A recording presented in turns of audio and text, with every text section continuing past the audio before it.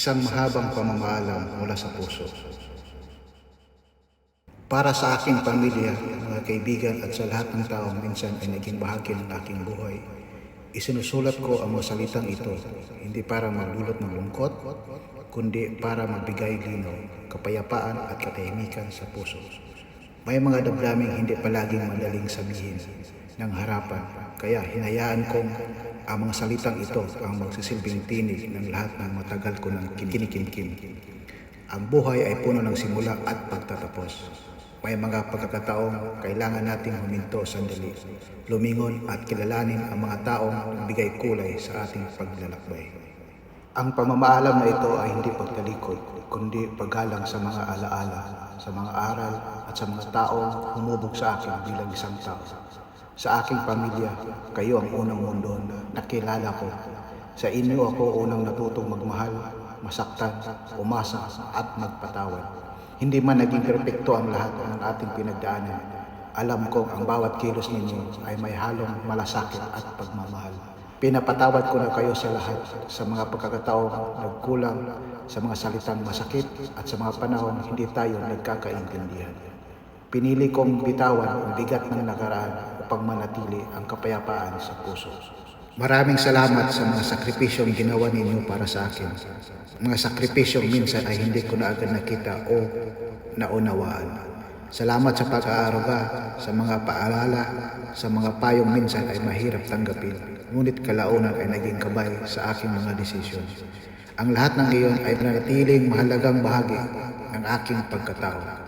Sa aking mga magulang, kung nababasa ninyo ito, nais kong malaman ninyo na ang lahat ng itinuro ninyo, mabuti man o mahigpit, ay may iniwang aral sa akin.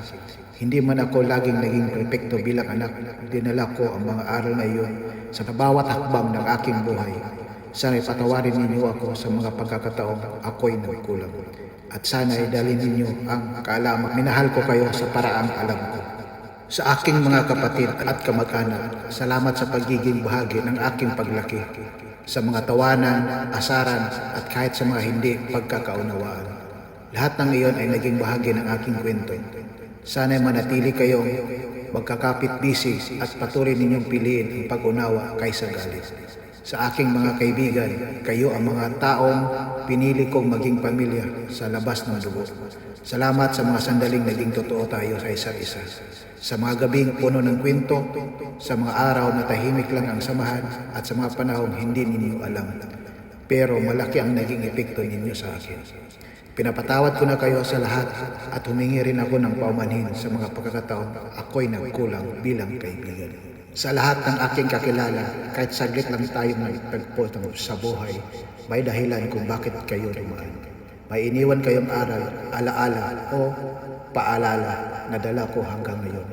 Salamat sa mga simpleng ngiti, sa mga payo at sa mga sandaling nagbigay lakas sa akin kahit hindi ninyo alam.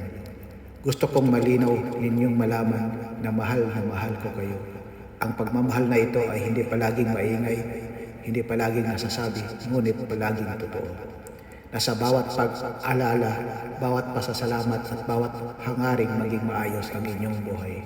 Kung may pagkakataong hindi ko ito naipakita ng sapat, sana'y ang salitang ito ang magsilbing patunay.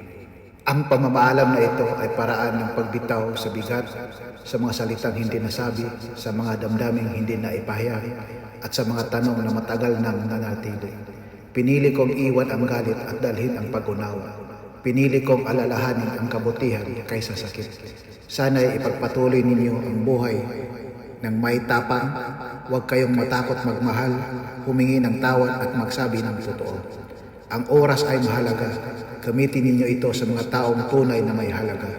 Yakapin ninyo ang mga araw na masaya at harapin ninyo ang mga araw na mahirap nang magkakasama.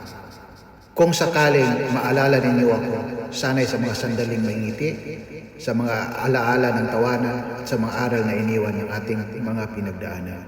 Hindi sa lungkot, kundi sa pasasalamat na minsan tayong nagtagpo at naging bahagi ng buhay ng isa't isa. Alagaan ninyo ang inyong mga sarili, ang isip, ang puso at ang relasyong tunay na mahalaga.